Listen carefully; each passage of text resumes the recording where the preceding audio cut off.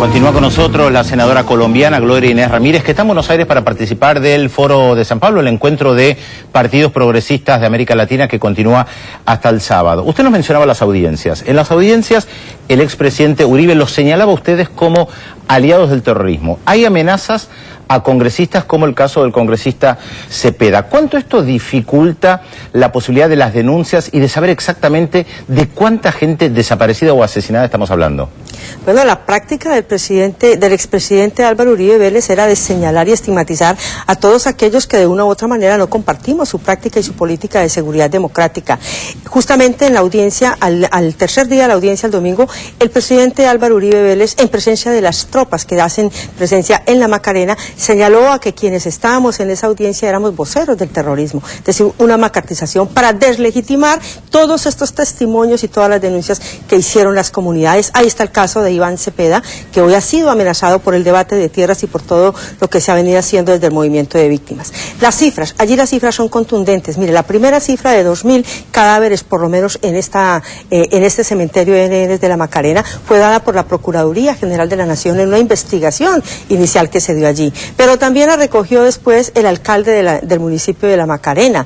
Después de todo este proceso, hoy la Fiscalía General de la Nación, a través de su unidad de Justicia y Paz, nos habla de que hay mínimo 449 expedientes documentados y está hablando de un mínimo de 600 probables muertos que están allí dentro de estos cementerios. Solamente en ese lugar. En ese lugar. Pero yo quiero decir algo más. Nosotros estuvimos investigando en otros cementerios porque a raíz de esta denuncia las comunidades nos han llamado. Hay más de 20 cementerios de esta modalidad y voy a hablar del caso de Granada, donde en Granada hay una parte también de NNs, pero mucho más grave porque allí sí hay fosas comunes, es decir, en una misma fosa hay 4 cadáveres, 7 cadáveres y hay una que se nos ha señalado de 72 cadáveres. Nosotros estamos llamando para que haya un esclarecimiento. Finalmente, esta política de seguridad democrática es una política que yo puedo resumir de esta manera. 1, una guerra contra las FARC. 2, una negociación con las autodefensas de Colombia.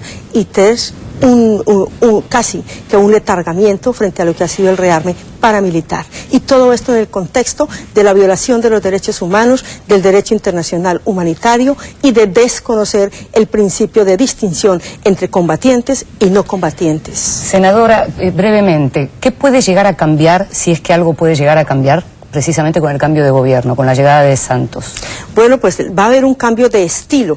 El presidente Santos ha manejado un cambio de estilo, por ejemplo, en las relaciones con Venezuela. Era imposible que Colombia siguiera en ese proceso de confrontación, el restablecimiento también de relaciones y mejorar con el Ecuador. Pero además es necesario que todos entiendan que en la violación de los derechos humanos, esta ha sido una práctica extendida del ejército colombiano a través de la política de que el fin justifica los medios, es decir, en aras de acabar con la amenaza, entre paréntesis terrorista, valen todos los métodos, incluido la violación de los derechos humanos. Es a eso a lo que tiene que contribuir no solamente nosotros como colombianos, sino el movimiento internacional para que haya un esclarecimiento y en este conflicto se respete la dignidad del ser humano.